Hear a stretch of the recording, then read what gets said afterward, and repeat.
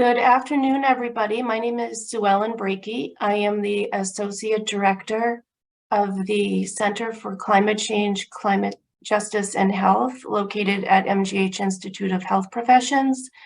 Welcome to our Climate Change and Health webinar series that we have developed in collaboration with the MGH Center for the Environment and Health, and also Brigham and Women's Hospital.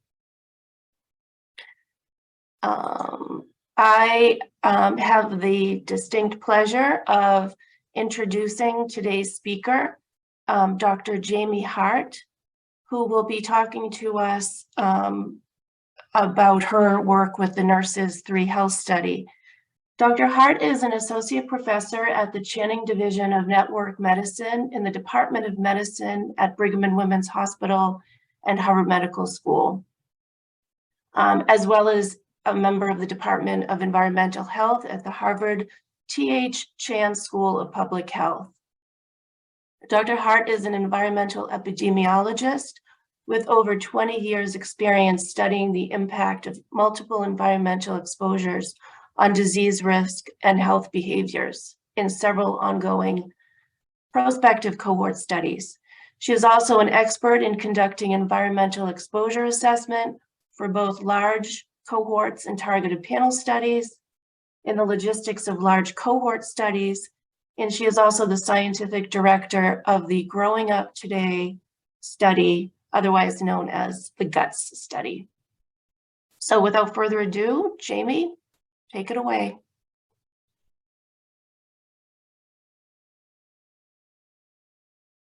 As you're pulling up your slides, I will also just say that we should have time at the end of the hour for questions. And so if you have any questions for Dr. Hart, please enter those in the Q&A.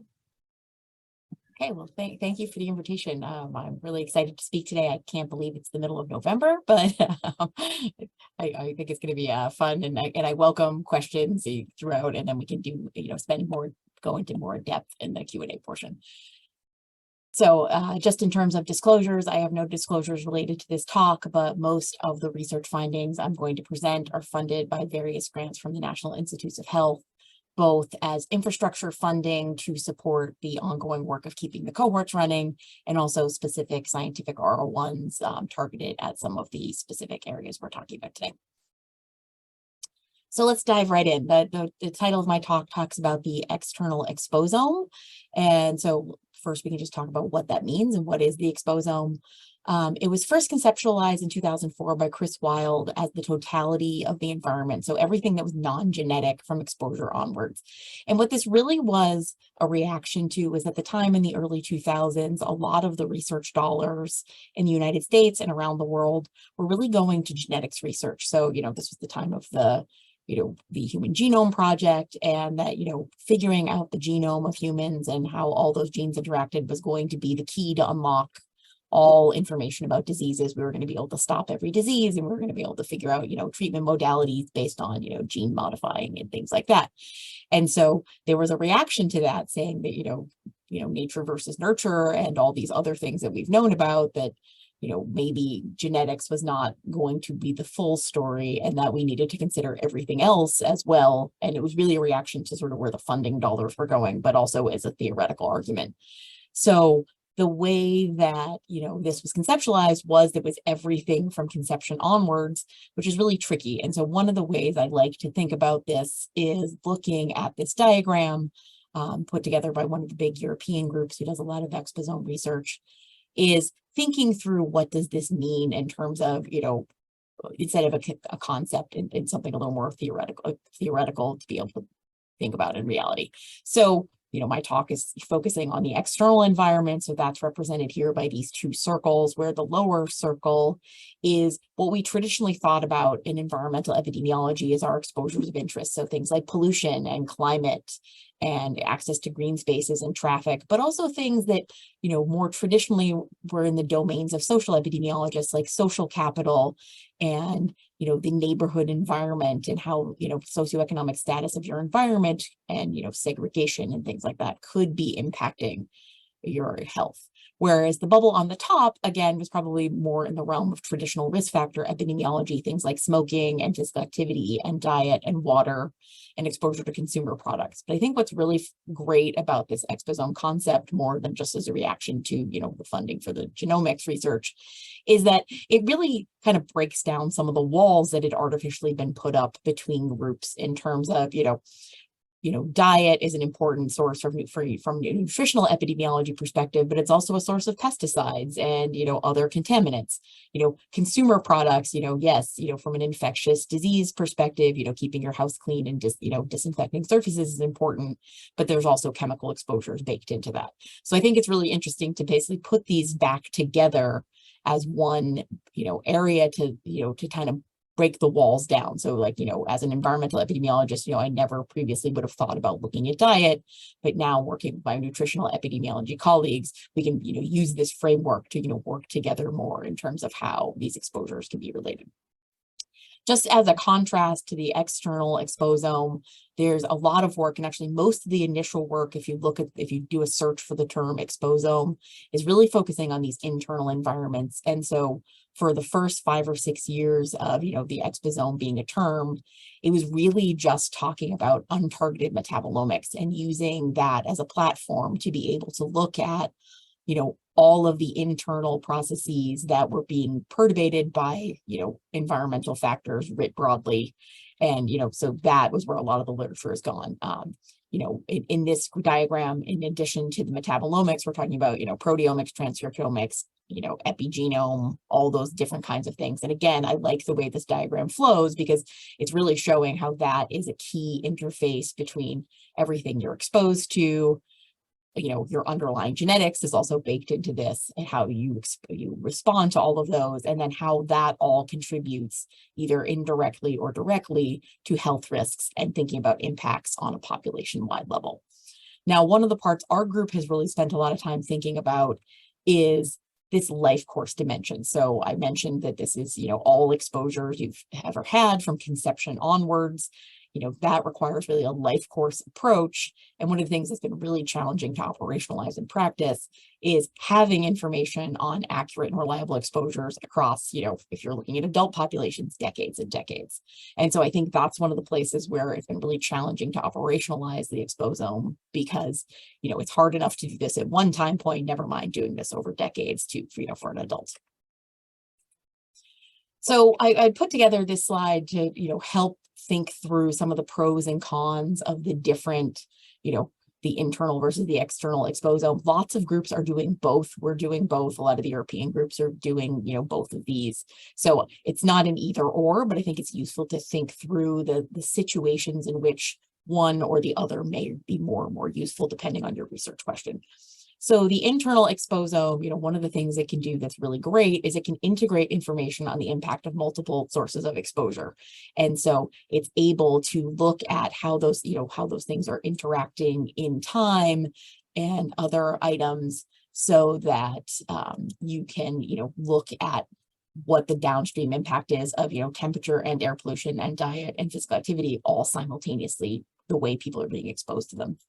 A really nice feature is that, using these internal exposome techniques, if you have archive samples, for example, in a cohort study like the ones I'm going to talk about, that can give you information on historical exposure. So if you have a study or, clinical population where you have archive samples over different time periods, you can use those to construct a longitudinal history of exposures to all these different factors. It gives you really key insights into the biological processes impacted by the exposure. So that, this has been a big area of work where, we'll look at one environmental exposure or a dietary exposure and, look at all the biological processes that, may be impacted by that. But again, this gives a holistic way of looking at what biological processes may be happening. And so it may be that, you're not seeing increased inflammation because the detoxification pathways are really kicking in when people are exposed to certain exposures. Now, the downside of the internal exposome is that it is doing this nice integration across multiple sources of exposure. But for example, if for a regulatory purpose, you need to understand the impacts of just a single exposure, you can't pull that back out. It's the entire organism is reacting to all the exposures simultaneously. So it's really harder to pull out the source responsible for a given effect. And often can't provide much information on the timing of exposure. So unless you have, sort of exquisitely timing specific collected information on, multiple biological exposures, you can't really know, is the exposure that you're looking at internally, a 20-year impact from yesterday, those kinds of things. So again, being able to pull out that timing element gets a little harder from the internal exposures, but is possible if you have designs that are specifically geared to do that. Versus the external exposome, that allows us to provide, information or to look at associations on specific sources and source patterns. So, we can look to see how, the correlations between different exposures and how those may vary across different populations. It allows us to more explicitly model the interactions of the sources on biological mechanisms and health outcomes, if you can put that information together, because it's not doing that automatic sort of holistic harmonization. It provides information in some cases that's more readily incorporated into the current policy framework. So we're able to look at, particulate matter as an air pollutant in the context of all these other exposures, but, in a way that regulators can still see like, oh, okay, like if I wanted to regulate particulate air pollution differently than, nitrogen dioxides, I would be able to, provide information in a framework that they could still use. The downsides is that it requires information on all the exposure sources separately. So you have to do a lot more work to get to the same place.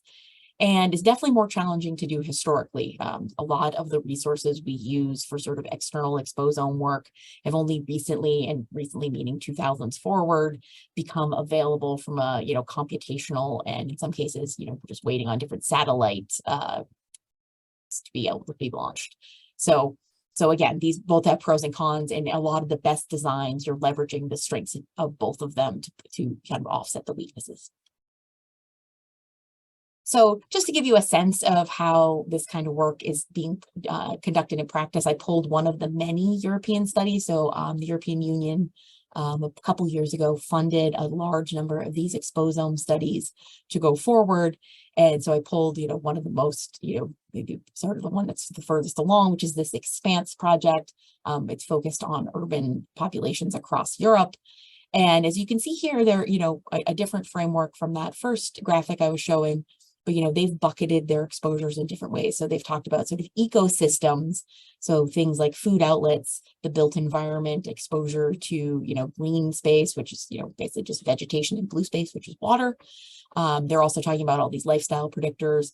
They've got, social factors, and then they have a whole bunch of physical chemical exposures. Now, when I'd be looking at this, I'd probably put ecosystems and a lot of the physical exposures together in terms of looking at that as environmental exposures. But again, everybody's redrawing these lines in a way that I think is really exciting. And what they're doing in this kind of project is an EXWAS. So instead of the traditional GWAS, where you're looking at a lot of genes, they're looking at hundreds and hundreds of different ways of measuring all of these environmental exposures, these external environmental exposures, and looking to see how those predict, in the case of the study, I think they're looking at asthma, and, but there's lots of studies looking at all kinds of different outcomes.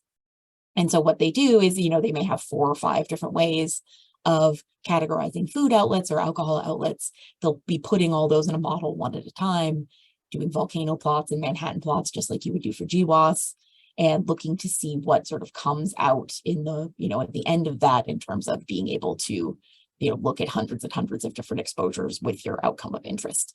And a lot of these projects, this one in particular, in addition to having all this external exposome layers that they're looking at, they're also doing, either archived or real-time collection of biological samples to be able to do the internal exposome. So to be able to look at the interface of the internal and the external, and being able to see how much of the effects of the external exposome are mediated through the internal exposome. So this is just a really nice, and they have the prettiest graphic so far of all the European studies. So I really like to focus this on just how is this actually working in practice. And again, for this, they're really not able to do this over, long time periods. So either they're doing studies in children where they're only, only having to do exposures for a couple of years, or they're looking at specific time points that they think may be important. But again, nobody's really been able to get to the point of doing hundreds and hundreds of exposures and the internal exposome over decades. So how are we tending to do this in practice? We're taking a little bit of a different bent than a lot of the big European groups where, these cohorts that we had mentioned earlier on, and I'll talk about a little bit in a minute, we have longitudinal address histories for these individuals, sometimes over 40 years. And then what we've been doing is, we're not at the scale yet to be able to look at those hundreds of exposures, but we're able to look at, in some cases, 20 to 30 exposures for decades. So instead of having hundreds for, one time point, we've been focusing a little bit more on being able to include that time dimensionality. So for example, we've got information on different air pollutants. This map I'm showing right now is particulate matter. And you can see there that it is Massachusetts, Boston area, and you can see that roadways, if this is just mapping the pollution, you can see right away that roadways are a large source of the pollutants we're looking at. And then we can look at lots of other exposures. So in this upper right corner, this is greenness or natural vegetation. So it's looking at the amount of photosynthetic activity from a satellite at any given point in the US, or anywhere in the world, actually, every 16 days. This is a model of noise that the National Park Service has put out that we can look at to look at noise exposures. This is a model of ultraviolet radiation that one of our former postdoctoral fellows was able to put together, downscaling some available data from NASA satellites. And the last in the right-hand corner is a model of light at night. So to be able to look at, predictors of circadian disruption and, all the outcomes from sleep to cancer that may be related with that. So again, we're able to sort of take this information and look at, 20 to 30 different exposures, but, so not the hundreds, but looking at it over decades. So I've mentioned a couple of times that we do a lot of this work in some large prospective cohort studies, and that was hinted at in the title of my talk. So I'll just give you an overview of the ones we're tending to work in. So the first is the Nurses' Health Study. So it's the original. It was started in 1976. We're in 121,701 married female nurses from 11 selected states at the time of enrollment. Returned a first baseline questionnaire. It was designed for married female nurses because the original intent of the study was to look at birth control. And in 1976, in most of the states that they were enrolling in, you had to be married to be able to get birth control. So that was why the married criterion is in there. And what's been really useful for our work is that as these are the addresses at baseline, these are the addresses throughout follow-up. And what has happened is the primary mechanism by which we interact with participants is through mail, though now we also interact with them online. And that gives us a residential address history that's updated every 2 years from 1976 to the current time. So again, for our sorts of research, that's an amazing resource to be able to have almost 40 years of residential address histories that we can use for looking at all these exposures. Similar to the nurses, there's the Nurses' Health Study 2.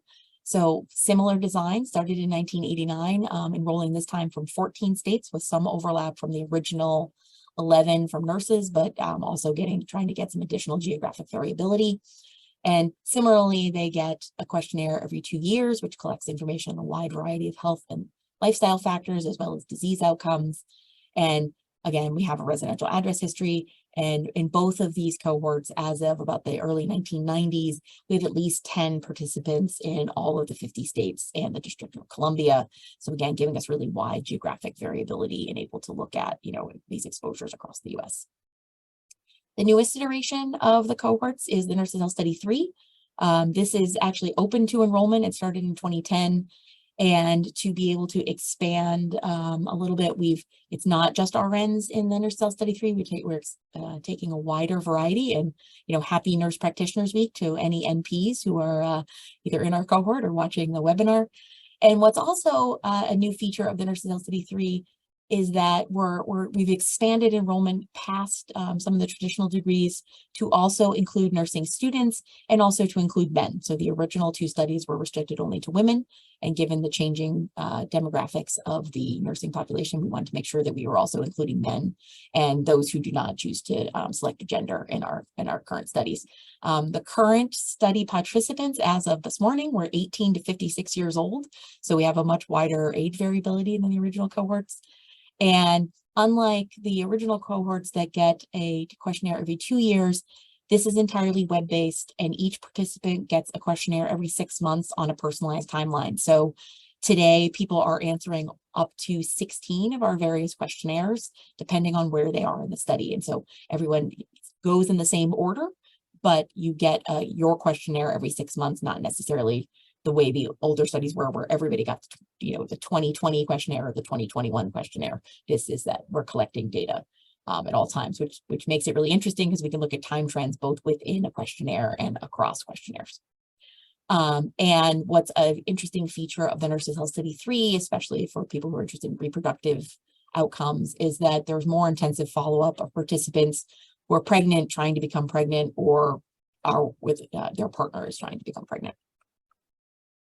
And just to show that the other feature of the Nurses Health Study 3 that's different is we're also enrolling Canadian nurses. And so this is just showing our map, showing our full distribution of participants. So, we have these cohorts, we have these exquisite residential address histories. How do we actually go from that to, trying to operationalize the external exposome?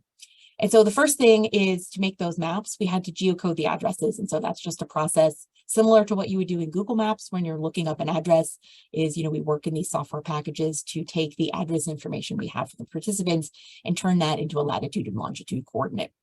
And once we know where participants live at different points in time, we can determine exposures to lots of environmental exposures. And for example, I just put here, temperature and humidity, air pollution, natural vegetation, ultraviolet radiation, noise, and neighborhood socioeconomic status, or fundamentally anything that has a spatial and a temporal distribution. We're able to link that information to our participants using, we know when those addresses are valid, and we know all the address points over time. So I'm more of a visual learner, so I like to do a cartoon version of what this looks like in practice. So we start with something like this map where we have all these residential addresses where we know the time points at which these make sense to look at. And a lot of this work we're doing either in a software package that does a geographic information system called ArcGIS, or increasingly in R, the free statistical package. And then what we do is sort of in cartoon form, this may be a layer of erythemal UV where we have a monthly variability. We would take the dots for any given month. And if you think about old school transparencies, it's essentially just laying those dots onto that second map and grabbing the point on the second map that corresponds to the time and location of the dot, so that we're getting, that UV information that's for the correct month and for the correct place. And then we can just do that again. So for a study I'm going to talk about in a minute, we were looking at latitude, so that we just get out of the geocode.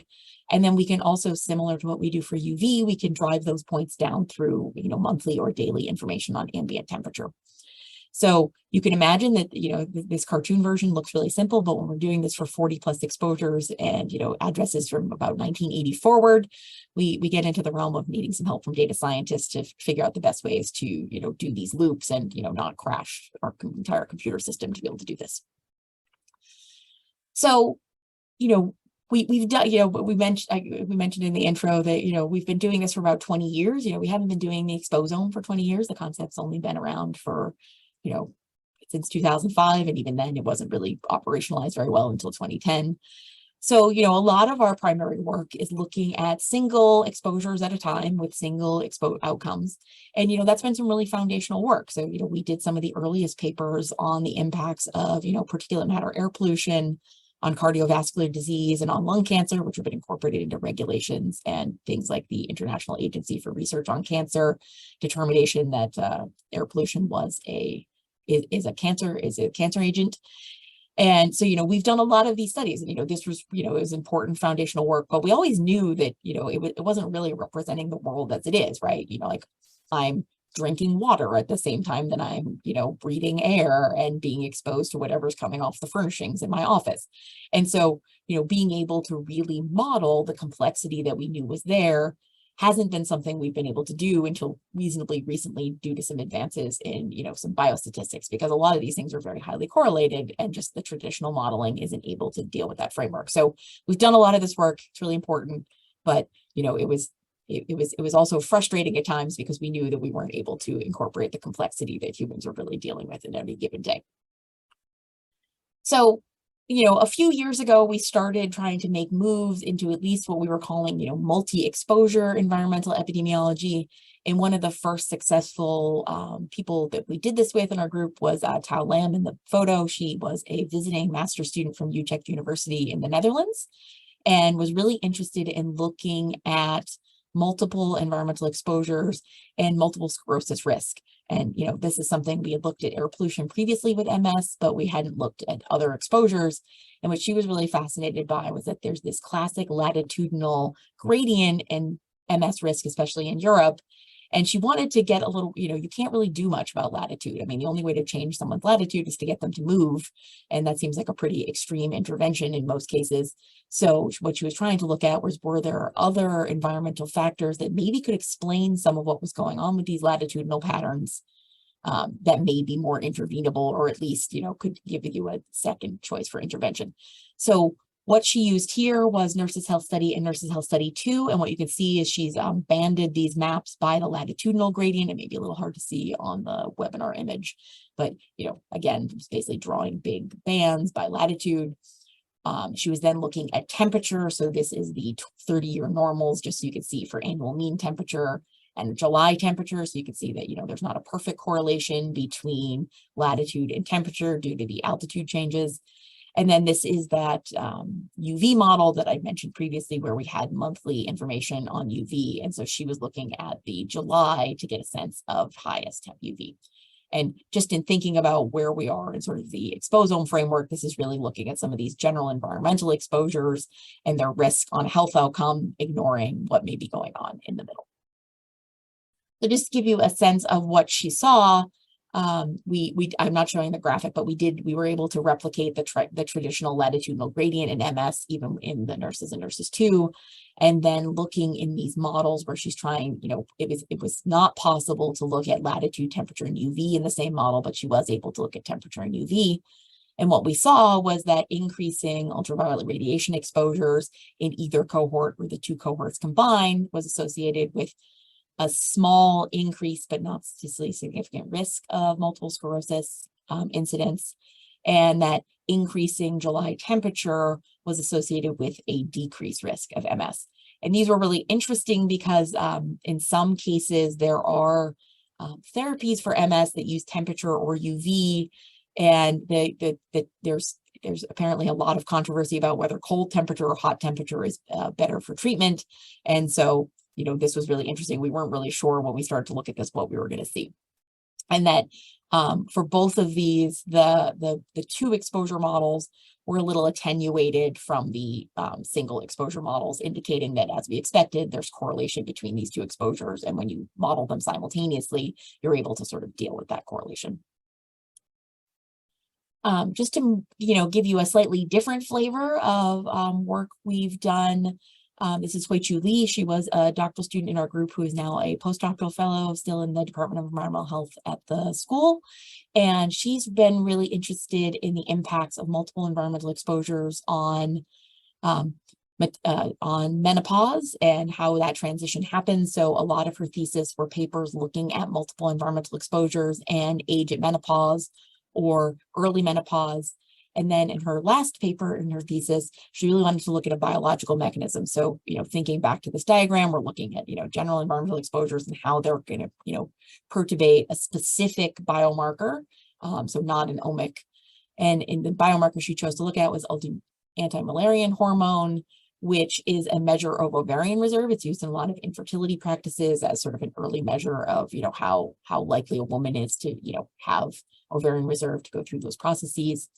But in the Nurses Health Study 2, what had happened is, blood samples have been collected from about 30 or 40% of the cohort and banked pre-disease. And then what had happened is there was a series of case control studies. Sorry, the lights are going on in my office. A series of case control studies had pulled those blood samples and measured AMH in them, and that information is then available for everyone else in the cohort to use for other research. So the almost 2,500 women who we had a blood sample with an AMH measurement in were about 40 years of age when they had their blood draw. Again, that's part of the function of what was being pulled for those case control studies. And then what she was able to look at is a number of environmental exposures, that we could measure because we knew where they lived when they had their blood drawn.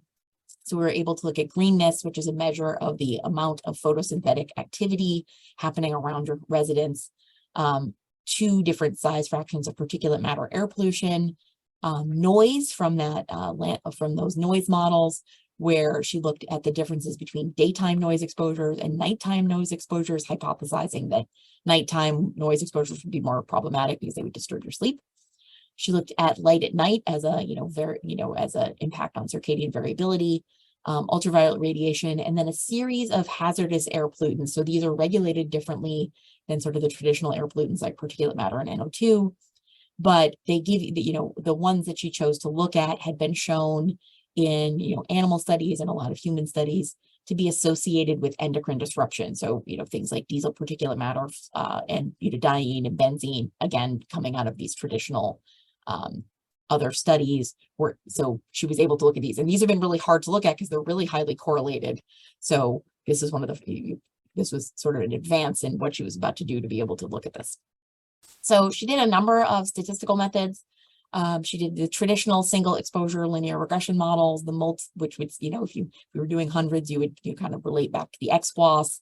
She tried to look at multi-exposure linear regression models just to see, what would happen. We kind of predicted, we knew what would happen when you put these highly correlated things into a model together.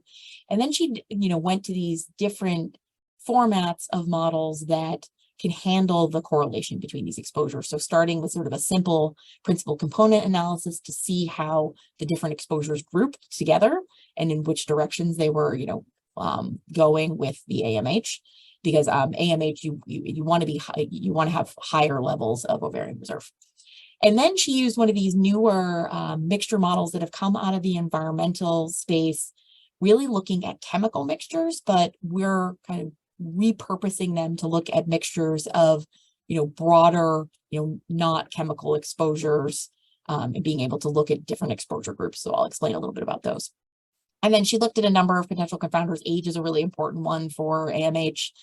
She also looked at BMI and then some median income as a measure of your neighborhood socioeconomic status, the batches, because again, these samples all came from different studies, and smoking. So it's a lot of numbers, but I'll walk you through what's going on here. Is that what we're looking at is this first column is how much does AMH change for an interquartile range increase in each of the exposures. So what you see is, again, very little statistical significance going on here, but we're going to focus on the patterns. Is that NDVI, as we expected, should be beneficial to health. And so we're seeing that your AMH levels are higher as you have higher levels of greenness surrounding your home. Very complicated story going on where one size fraction of PM is negatively associated with AMH, one size is positively associated. The noise and light at night are negative, but again, not statistically significant. UV was, negative, which we expected to be positive. And then all of these HAPs are, leading to lower levels of AMH. When we look at this in a multi-exposure framework, the first thing you see is what we would expect is that all the confidence intervals get really, really wide because we are putting a lot of highly correlated collinearity issues into a model. And so that did exactly what we expected. And what we were interested in is that, the signs of a lot of things started to flip around in ways that, again, didn't make a lot of sense, but that the only exposure that really hung on and was robust across sort of these two modeling ones is formaldehyde exposures were related to lower AMH. So moving on to that principal component analysis to see how things grouped together and how the group impacted AMH levels. We get this first component so this is the graphic showing how different exposures load onto the different components, where red are positive loadings and blue are negative loadings. And so what you see is that generally NDVI is loading negatively across the different components, but most strongly onto component 2. All of the hazardous air pollutants are loading together really onto component 1 with light at night. UV and one of the size fractions of PM are loading really strongly on component 2. Noise is loading most strongly onto 3, and PM 2.5 is loading almost exclusively by itself onto component 4. And so these are not correlated once you do these together. So this first component, which is basically light at night and the HAPS, is negatively associated with AMH. The NDVI PM 2.5 to 10 and UV pretty null, and maybe negative overall. Noise is weakly null, but very not statistically significant. And PM is beneficial, but with very wide confidence intervals. So when we move on to that BKMR framework, we're able to not only deal with the complexity of the correlations between the exposures, but it's explicitly modeling all possible interactions between the exposures as well. So this is really getting to that exposome framework where we think that things are not only highly correlated, but may also interact. So that, maybe higher levels of the NDVI are giving you, lower levels of noise because the trees are helping to buffer the sound. But it also allows us to take into account nonlinearity. So you can see in this first panel, the NDVI looks like it's really beneficial up to a certain level, and then it tails off. Again, these are z-scored of each of the exposures, so they're comparable. So yeah, so you see this, it's really beneficial, and then it tails off and maybe, starts to come back down. Whereas benzene, is never good for AMH and is reasonably linear, and formaldehyde is most strongly not beneficial for AMH and is pretty linear. What you can look at in panel B is considering this entire mixture together. So all of those 10 or 12 different exposures, increasing quantiles of the exposure compared to the median are associated with decreases in AMH. So, if you're in the 10th percentile of all of these exposures, you have higher levels of AMH, whereas if you're in the 90th percentile of all of these exposures, you have reduced AMH. And so what's interesting there is because we have a mix of beneficial and harmful exposures, it generally means that at the higher levels, the adverse exposures are winning out and having a bigger impact on AMH. So just to give you a sense of how we're going forward with some of this work, I just want to introduce the Growing Up Today study, which I'm the scientific director of. They are the kids of Nurses Health Study 2. So in 2 different waves, in 1996 and 2004, we asked women participating in the Nurses Health Study 2 if they would be interested in letting us contact their children that we knew they had in the age range that were currently in the age range of 9 to 14, and then all future communication was only with the children. So what's really interesting about this, again, because we have all this information on the Nurses Health Study 2, is as of right now, for 33% of the participants, we can look at their prenatal exposures all the way up to their current day exposures. For 80%, we're able to go forward from age 5, and we're actually almost done with a project where we'll be able to do prenatal for about 85% of the cohort because we're able to go back 2 years on the women in Nurses Health Study 2. They're currently 32 years of age. They're 28 to 41. So even though it's the Growing Up Today study, they're all grown up at this point and having their own children. So this is a study where we really can operationalize that exposome framework where we can go from conception to adulthood. So we're starting now that they're in their 30s to be able to do some of this work. So a current study ongoing being led by Francine Layden is, kind of taking this external exposome framework throughout childhood and being able to look at incidence of hypertension in adulthood. So this is the sort of conceptual diagram of the grant where we're saying we're going to look at all these big bins of exposures during your entire prenatal to childhood, up through age 18.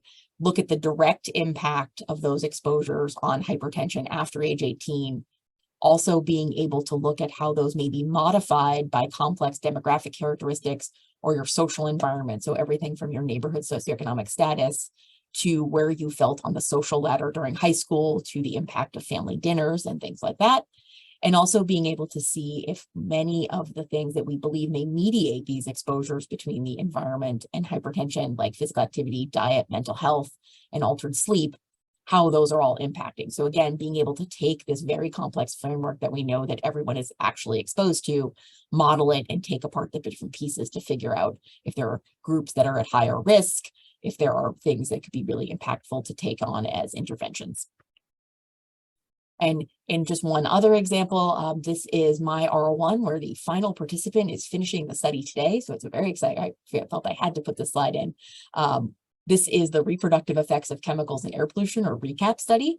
And what we're doing again is we're taking that framework, working in the Growing Up Today study, where we selected about 175 men out of that cohort. And what we asked them to do was they filled out some eligibility screeners, consented, downloaded a custom smartphone application, and then had a number of supplies shipped to their home, including an in-home air pollution sampler, which is doing particulate matter, nitrogen dioxide, noise, temperature, and relative humidity every 5 minutes. They're also wearing a series of wristbands. These are exactly what you think they look like. They're if you have one of those charity wristbands, it's made out of silicone. You buy them from the same company. And what you can do with them is there's a researcher at Oregon State University, Kim Anderson, who can take these wristbands and extract about 1,500 different chemicals from them. So what we end up with is 5-minute level air pollution. We have geospatial information to know when the men are home. And we have, for each month of the 3-month protocol, a wristband where we can pick up 1,500 chemicals. What happens is after 90 days of air pollution sampling and wearing your 3 wristbands, the men produce a semen sample. They analyze part of their semen sample on a custom provided cell phone that we essentially have turned into a microscope. The 3D brick that's printed has a series of lenses and a light in it that turns the camera on the smartphone into a microscope. They insert some of their sample into the phone on a slide. They do some of the measurements themselves, and that gets automatically uploaded to a secure server at the Brigham. And then they mail the rest of the sample back to Mass General to go to the andrology lab for assessment, and then on to Columbia for some sperm transcriptomics.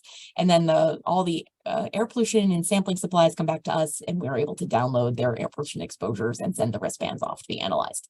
So again, this is trying to look at, again, not being able to really incorporate the time period, the entire time period of the participants. But in this case, we're looking at sort of the time period of life of a sperm sample, and being able to look at, all these different categories of exposures and how that may impact sort of traditional measures of semen quality and the sperm methylome. So just to give you a flavor of, we're not just doing hypertension and semen. We're looking at a lot of, being able to leverage the fact that we have Nurses Health Study 2 and GUTS participants. We're able to look at a lot of intergenerational environmental exposures and birth outcomes. Looking, we are doing some of this untargeted metabolomics or internal exposome, and looking at multiple environmental exposures and looking to see how looking at that full diagram, how that untargeted metabolome may be mediating health effects of the environment on mental health. We have a lot of studies going on right now where we're collecting GPS location data for thousands of participants in the Nurses Health Study 3 and GUTS. And what we're able to do with that is look at multiple environmental exposures on the minute, day, week, or month, or year level, and how those are impacting sleep on those same time periods. So, is it that, you spent a lot of time being physically active in green space today, and that makes your sleep better tonight? Or is it that, your sleep, or is it, vice versa, that you slept really well last night, and so you're able to, take time and go out and do physical activity today? We're looking at multiple environmental exposures at risk of death after an MI or stroke.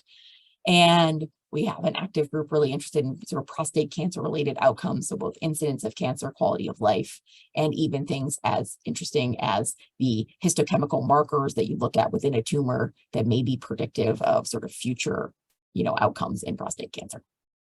So just to conclude, the exposome is a useful framework for examining the impacts of these multiple environmental exposures on a myriad of health outcomes. And, but this work didn't, kind of just emerge out of the ether. It's building on decades of single exposure and single outcome environmental epidemiology work that we've been doing in the cohorts. And that really what's happened is there's been a number of technological advances in many areas that are now allowing us to operationalize these studies. So, being able to have, really robust geographic information systems, having available remote sensing data from multiple different satellites being run by multiple governmental agencies, being able to really do this GPS and smartphone sensor data at scale instead of, just, 5 or 10 people at a time. Again, being able to do these sort of personal exposures assessments using either things like these wristbands or, biological samples or, small sensors that people can carry. And what's really been impactful is, that the amazing advances in data science and computing, and also some of these statistical methods that are allowing us to operationalize the world as we know what's happening. I just want to always put out a plug that research collaborations are welcome. So, we are sitting on a wealth of data that is not only the environment, but everything else along with it. So if you're ever interested, there's a simple form online to request a collaboration. So paper, grant, those kinds of things, and it triggers an internal review, which mainly is just to determine if the work is feasible. So do we have this? Has someone already got it funded? And then you should talk with them about how you can collaborate. But we approve hundreds of collaborators a year, so you can do that. And sorry, that's a little slide at the bottom. And, there's another way that you can collaborate with us. If you are a nurse, know a nurse, we're still enrolling in the Nurses Health Study 3. So this QR code will take you right, or the website will take you right to our enrollment page. So if you're interested in being a participant and providing us some of this amazing data to do our work, we're always looking for new exciting participants. As you would expect, this does not happen just because I'm working. There's a large team of students and postdoctoral fellows and other faculty members who we work with in a pretty dedicated way to get all of this done. So this is sort of the photo version of all the folks and the words version of all the folks. So I definitely want to acknowledge the other faculty members in the Spacey lab that I work with. So Francine Layden, who is my thesis advisor, Peter James, and Wei Hu, our talented cadre of doctoral students, postdoctoral fellows who have now moved on to faculty roles, and current postdoctoral fellows. So again, a really large and diverse team, which makes my day very fun. And I'm happy to take any questions. And just so that there's a QR code here that takes you to a number of papers I've been working on recently, just as a quick, if you want to look at some of what's coming out at any given time. And it should update in real time. Thank you so much, Dr. Hart. That's amazing amount of information, and I'm really impressed by the amount of data you have, the technical and statistical advances and incredible work you're doing. I don't know how you juggle it all. I hope that everyone can go ahead and put their questions into the Q&A, but I have some to start off with, and I'm wondering, as you, in particular with the Nurses Health Study, in terms of the geospatial analysis. Sounds like it was once a year initially, then twice a year. And as I think about the world that we live in now, that is so variable with extremes as opposed to the average as it relates to the environment, climate, has there any thought to maybe capture data at a more refined geo or spatial temporal cut points to now analyze impact to drive policy? No, so we're doing that a lot of ways. So one, the thing is we ask people like when they've moved. So we actually know at any given time where someone's living, but more exquisitely in some of these studies. So actually, I think still going on right now, we've got about 5,000 participants from GUTS and Nurses 3 who are using actually the same smartphone application that I used in my recap study, where we have a GPS location for them every 10 minutes. And so, that's become, doing that in 5,000 people, even 5 years ago, was crazy and not doable. And so as we're moving towards being able to scale that up more, and as people become more comfortable with that idea that, do you feel comfortable sharing your location every 10 minutes with us, that, we're going to be able to use that to do really powerful things, because all the work we've done to date is assuming that the exposures at your home are the exposures that are important. And we know that in some cases that may not be true, but now we actually have the tools to be able to look and see if that is true. So we've got a couple of doctoral students who that's actually their whole thesis is, what do the exposures look like if you take all the places you go in a day versus your home? Fantastic. It's incredibly, I think, allows so much more ability to analyze data, which actually, when I think about a lot of the epidemiological studies about pollution, for example, that use zip codes, it doesn't really tell you who is living next to the highway, or when you talk about other type of exposures like noise. So I guess you get around that. I welcome also Patrice and Sue Ellen to jump in with any questions, and our listeners to also add some more in there. The wristbands, they look like they probably cost a few cents, but they're probably incredibly expensive. And I can imagine that there's probably going to be a consumer-driven desire for having a wristband. It is fascinating. So the wristbands themselves are very cheap. They're actually even very cheap. The analysis of them is expensive, and actually the same the same professor we work with at Oregon State actually does have a consumer option of those. So like if as a consumer, you can buy one of these wristbands, wear it yourself and get it analyzed to know what your chemical exposures are. Really? So we Wow. do, that would be a different disclosure, but I am not involved in her company, but she does have an external company. But yeah, they're fascinating in that you can buy them in lots of different configurations. So the one I'm using is just a simple wristband. So we're getting exposures that both land on your skin, but also exposures that come out in your sweat. So my wristband's integrating that. So for example, caffeine is the first thing I can pull out on most of the bands, and I can figure out if do you drink coffee or not across your 3 wristbands or tea. But there's also advanced designs where there's like a 2-layer. So like if you want to look at things coming out of your skin versus landing on your skin, you can parse those out differently. So they're very cool, and they're very simple because the participant has to take it out of a specialized bag that it comes sealed in, put it on their wrist, put it back in the bag. That's the entire, instead of having a blood draw or a urine sample or all these things. So it's a nice way to be able to get some of these chemical exposures in sort of a lo-fi way. And the most important thing has been we have to be really careful with which colors we send, because we've had some participants be like, this thing is like lime green. Do I have to wear this lime green band for a month? And I'm like, you do. We had one guy email that he's like, can I take it off for my wedding? I'm like, yes, please. Like, do not wear it like in your wedding photos.